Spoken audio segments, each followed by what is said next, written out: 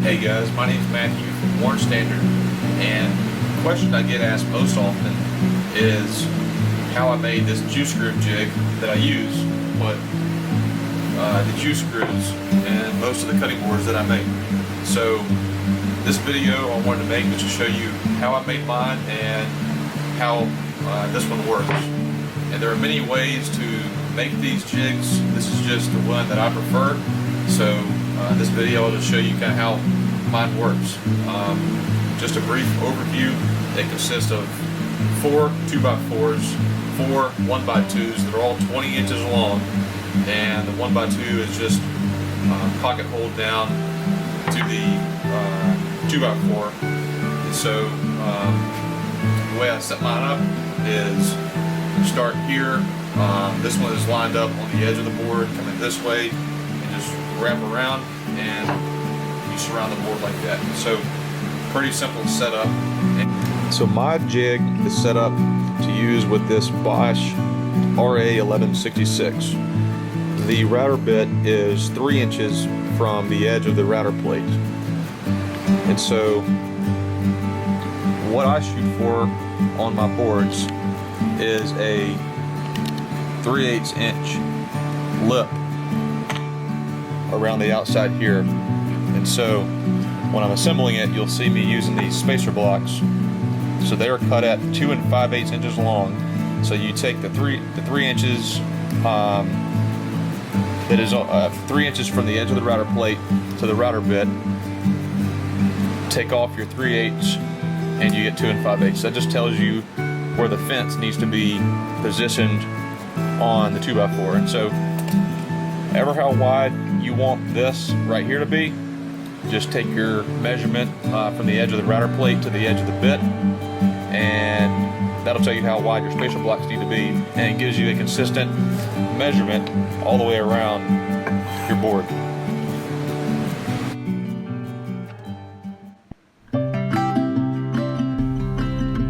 Assembly for the jig is pretty straightforward. Here you can see those spacer blocks being used to ensure that the fence is the same distance away from the edge of the 2x4 on each piece of the jig.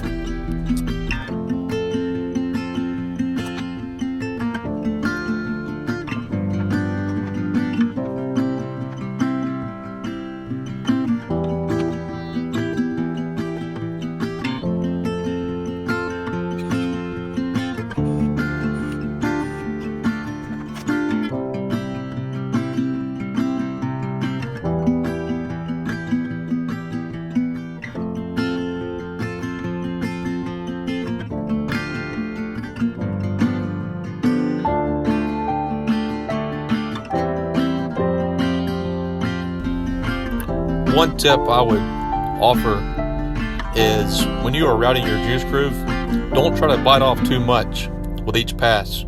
For the most part, I make 3 passes, and that last pass is just a very light pass to clean up any burn marks.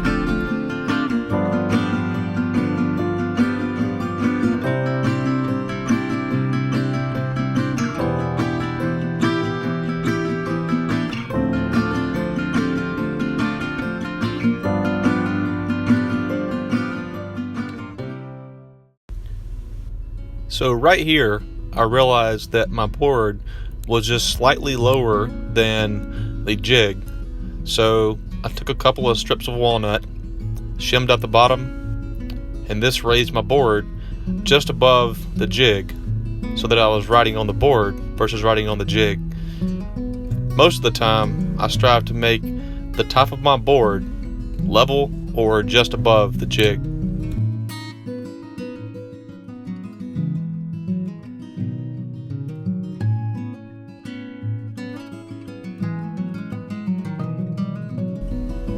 The base of this jig is just some 1/2 inch MDF. I had it left over from our previous project, so that's what I used. If I had a preference, I would probably use some 3/4 inch plywood.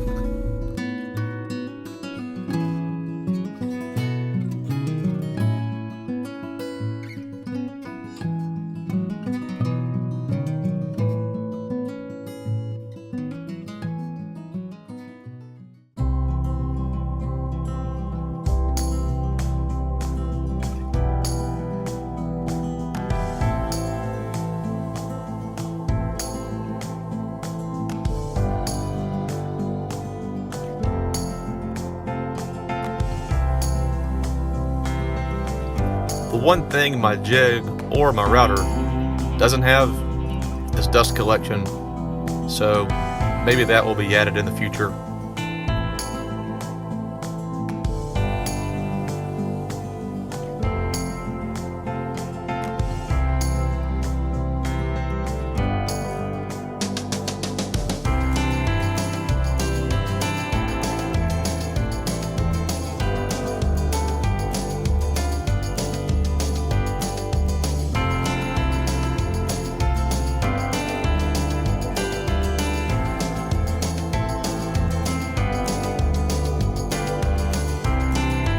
So there's the process of how I made my juice groove jig and how I do juice grooves.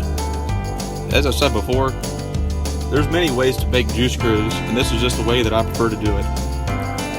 If you have any questions or comments, you may comment below, or you can find me on Instagram at Warren Standard.